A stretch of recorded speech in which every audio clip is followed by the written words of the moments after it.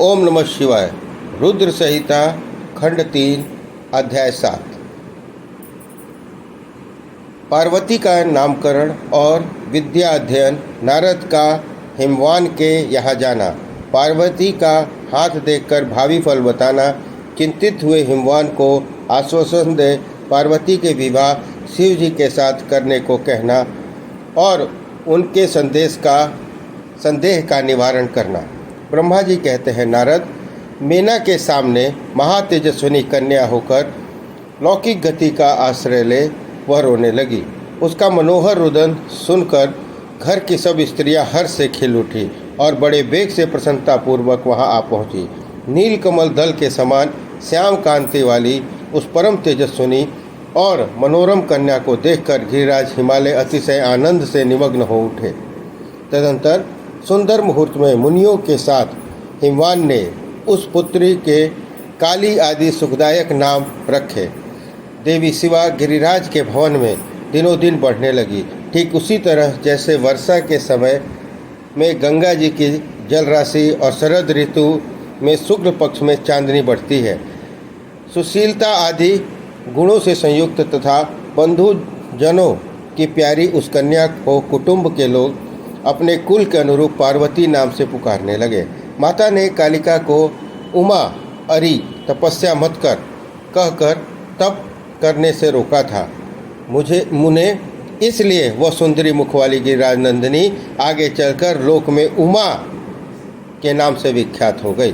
तदंतर जब विद्या के उपदेश का समय आया तब शिवा देवी अपने चित्त को एकाग्र करके बड़ी प्रसन्नता के साथ श्रेष्ठ गुरु से विद्या पढ़ने लगी। पूर्व जन्म की सारी विद्याएं उन्हें उसी तरह प्राप्त हो गई जैसे शरद काल में हंसों की पात अपने आप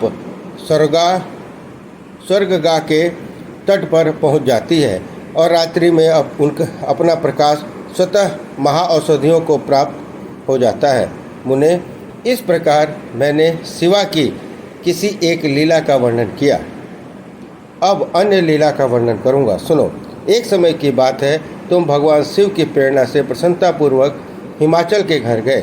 मुने, तुम शिव तत्व के ज्ञाता और उनकी लीला के जानकारों में श्रेष्ठ हो। नारद, गिरिराज हिमालय ने तुम्हें घर पर आया देख प्रणाम करके तुम्हारी पूजा की और अपनी पुत्री को बुलाकर उससे तुम्हारे चरण में प्रणाम करवाया। मुनीश्वर फिर स्वयं ही तुम्हें नमस्कार करके हिमाचल ने अपने सौभाग्य की सराहना की और अत्यंत मस्तक झुका हाथ जोड़कर तुमसे कहा। हिमालय बोले, हे मुने नारद, हे ब्रह्मपुत्रों में श्रेष्ठ ज्ञानवान प्रभु, आप सर्वज्ञ हैं और कृपापूर्वक दूसरों के उपकार में लगे रहते हैं। मेरी पुत्री की जन्म कुंडलियों में जो गुण दोषों उसे बताइए। मेरी बेटी किसकी सौभाग्यवती प्रिय पत्नी होगी? ब्रह्मा जी कहते हैं, मुनिश्रेष्ठ, तुम बातचीत में कुशल और कौतुकी तो हो ही। गिरिराज हिमालय ने ऐसा कहने पर तुमने कालिका का हाथ देखा और उसके संपूर्ण अंगों पर विशेष रूप से दृष्टिपात करके हिमालय ने इस प्रकार कहना आरंभ किया। नारद बोले, शैलराज और मैना, आपकी यह पुत्री चंद्रमा की आदिकाल के समान बढ़ी है। समस्त शुभ लक्षण इसके अंगों की शोभा बढ़ा रहे हैं। यह अपने पति के लिए अत्यंत सुखदायिनी होगी और माता पिता की भी कीर्ति बढ़ाएगी। संसार की समस्त नारियों में यह परम साध्वी और स्वजनों को सदा महान आनंद देने वाली होगी। गिरिराज, तुम्हारी पुत्री के हाथ में सब उत्तम लक्षण ही विद्यमान है, केवल एक रेखा विलक्षण है। उसका यथार्थ फल सुनो। इसे ऐसा पति प्राप्त होगा जो योगी, नंग धड़ंग रहने वाला, निर्गुण और निष्काम होगा। उसे न माँ होगी न बाप। उसे मान सम्मान की कोई ख्याल नहीं रहेगा और वह सदा अमंगल वेश धारण करेगा। ब्रह्मा जी कहते हैं, नारद, तुम्हारी इस बात को सुनकर और सत्य मानकर मेना और हिमाचल दोनों पति पत्नी बहुत दुखित हो गए। परंतु जगदम्बा शिवा तुम्हारे ऐसे वचन सुनकर और लक्षणों द्वारा उन भावी पति को शिव मानकर मन ही मन हर्ष से खिल उठी। नारद जी की बात कभी झूठ नहीं हो सकती। यह सोचकर शिवा भगवान शिव के युगल चरणों में संपूर्ण हृदय से अत्यंत स्नेह करने लगी। नारद उस समय मन ही मन दुखी हो हिमवान ने तुमसे कहा, मुने उस रेखा को फल सुनकर मुझे बड़ा दुख हुआ है। मैं अपनी पुत्री को उसे बचाने के लिए क्या उपाय करूं? मुने तुम महान कौतुक करने वाले और वार्तालाप विशारद से हिमवान की इस बात सुनकर अपने मंगलकारी वचनों द्वारा उनका हर्ष बढ़ाते हुए तुमने इस प्रकार कहा। नारद बोले, गिरिराज तुम स्नेहपूर्वक सुनो, मेरी बात सच्ची है, यह झूठ नहीं होगी। हाथ की रेखा ब्रह्मा जी की लिपि है, निश्चय ही वो मिथ्या नहीं हो सकती। अतः शैल प्रवर इस कन्या को वैसा ही पति मिलेगा, इसमें संशय नहीं है। परंतु इस रेखा के कफल से बचने के लिए एक उपाय भी है, उसे प्रेम पूर्वक सुनो। उसे करने से तुम्हें सुख मिलेगा। मैंने जैसे वर का निरूपण किया है वैसे ही भगवान शंकर हैं। वे सर्वसमर्थ हैं और लीला के लिए अनेक रूप धारण करते हैं। उनमें समस्त कुलक्षण सद्गुणों के समान हो जाएंगे। समर्थ पुरुष में कोई दोष भी हो तो वह उसे दुख नहीं देता, असमर्थ के लिए ही वह दुखदायक होगा। इस विषय में सूर्य, अग्नि और गंगा का दृष्टांत सामने रखना चाहिए। इसलिए तुम विवेकपूर्ण अपनी कन्या शिवा को भगवान शिव के हाथों में सौंप दो। भगवान शिव सबके ईश्वर, सेव्य, निर्विकार, समर्थशाली और अविनाशी हैं। वे जल्दी ही प्रसन्न हो जाएंगे। अतः शिव को ग्रहण कर लेने इसमें संशय नहीं है। विशेषतः वे तपस्या के वश में हो जाते हैं। यदि शिवा तप करे तो सब काम ठीक हो जाएगा। सर्वेश्वर शिव सर्व प्रकार से समर्थ है। वे इंद्र के वज्र का भी विनाश कर सकते हैं। ब्रह्मा जी के अधीन हैं और वे सबको सुख देने वाले हैं। पार्वती भगवान शंकर की प्यारी पत्नी होगी। यह सदा रुद्रदेव के अनुकूल रहेगी, क्योंकि यह महासाध्वी और परम व्रत का पालन करने वाली है तथा माता पिता के सुख को बढ़ाने वाली है। यह तपस्या करके भगवान शिव के मन को अपने वश में कर लेगी और वे भगवान भी इसके सिवा किसी दूसरी स्त्री से विवाह नहीं करेंगे। इन दोनों का प्रेम एक दूसरे के अनुरूप है। वैसा उच्च कोटि का प्रेम न तो किसी का हुआ है, न इस समय है, न आगे होगा।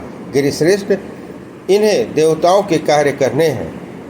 उनके जो भी काम नष्ट प्राय हो गए हैं उन सब का इनके द्वारा पुनः उज्जीवन और उद्धार होगा। आदिराज, आपकी कन्या को पाकर भगवान हर अर्धनारीश्वर होंगे। इन दोनों का पुनः हर्ष पूर्वक मिलन होगा। आपकी यह पुत्री अपनी तपस्या के प्रभाव से सर्वेश्वर महेश्वर को संतुष्ट करके उनके शरीर के आधे भाग को अपने अधिकार में कर लेगी। उनका अर्धांगिनी बन जाएगी। गिरिश्रेष्ठ, तुम्हें अपनी यह कन्या भगवान शंकर के सिवा किसी दूसरे को नहीं देनी चाहिए। यह देवताओं का गुप्त रहस्य है, इसे कभी प्रकाशित नहीं करना चाहिए। हिमालय ने कहा, ज्ञानी मुनि नारद, मैं आपको एक बात बता रहा हूँ, उसे प्रेम पूर्वक सुनिए और आनंद का अनुभव कीजिए। सुना जाता है महादेव जी सब प्रकार के आसक्तियों का त्याग करके अपने मन को संयम में रखते हुए नित्य तपस्या करते हैं। देवताओं की भी दृष्टि में नहीं आते हैं। देवर्षि ध्यान मार्ग में स्थित हुए वे भगवान शंभु परब्रह्म में लगाए हुए अपने मन को कैसे हटाएंगे? ध्यान छोड़कर विवाह करने को कैसे उद्यत होंगे? इस विषय में मुझे महान संदेह है। दीपक की लौ के समान प्रकाशमान, अविनाशी, प्रकृति से परे, निर्विकार, निर्गुण, सगुण, निर्विशेष और निरीह को जो परब्रह्म है वही उनका अपना सदाशिव नामक स्वरूप है। अतः वे उसी का सर्वत्र साक्षात्कार करते हैं। किसी ब्रह्म अनात्मक वस्तु पर दृष्टि नहीं डालते। मुने, यहाँ आए हुए किन्नरों के मुख से उनके विषय में नित्य ऐसी ही बात सुनी जाती है। क्या वह बात मिथ्या ही है? विशेषतः यह बात भी सुनने में आती है कि भगवान हर ने पूर्व काल में सती के समक्ष एक प्रतिज्ञा की थी। उन्होंने कहा था, दक्ष कुमारी प्यारी सती, मैं तुम्हारे सिवा किसी दूसरी स्त्री का अपनी पत्नी बनने के लिए न वरण करूँगा न ग्रहण। यह मैं तुम्हें सत्य कहता हूँ। इस प्रकार सती के साथ उन्होंने पहले ही प्रतिज्ञा कर ली है। अब सती के मर जाने पर वे दूसरी किसी स्त्री को कैसे ग्रहण करेंगे? यह सुनकर नारद ने कहा, महामते गिरिराज, इस विषय में तुम्हें चिंता नहीं करनी चाहिए। तुम्हारी यह पुत्री काली ही पूर्व काल में दक्ष कन्या सती हुई है। इस समय इसी का सदा सर्वमंगलदायी सती नाम था। वे सती दक्ष कन्या होकर रुद्र की प्यारी पत्नी हुई थी। उन्होंने पिता के यज्ञ के में अनादर पाकर तथा भगवान शंकर का भी अपमान हुआ देख क्रोधपूर्वक अपने शरीर को त्याग दिया था। वे ही सती फिर अपने घर में उत्पन्न हुई हैं, तो आपके घर में उत्पन्न हुई हैं। तुम्हारी पत्नी साक्षात जगदम्बा शिवा है। यह पार्वती भगवान हर की पत्नी होंगी, इसमें संशय नहीं है। नारद, ये सब बातें तुमने हिमवान को विस्तार पूर्वक बताई। पार्वती का यह पूर्ण रूप और चरित्र प्रीति को बढ़ाने वाला है। काली के उस संपूर्ण पूर्व वृत्तांत को तुम्हारे मुख से सुनकर हिमवान अपनी पत्नी और पुत्र के साथ तत्काल संदेह रहित हो गए। इसी प्रकार तुम्हारे मुख से अपनी उस पूर्व कथा को सुन काली ने लज्जा के मारे मस्तक झुका लिया और उसके मुख पर मंद मुस्कान की प्रभा फैल गई। गिरिराज हिमालय पार्वती के उस चरित्र को सुनकर उसके माथे पर हाथ फेरने लगे और मस्तक मूंद कर उसे अपने आसन के पास ही बिठा लिया। नारद, इसके पश्चात तुम उसी क्षण प्रसन्नतापूर्वक स्वर्गलोक को चले गए और गिरिराज हिमवान भी मन ही मन आनंद से युक्त हो अपने सर्व संपत्तिशाली मनोहर भवन में प्रविष्ट हो गए।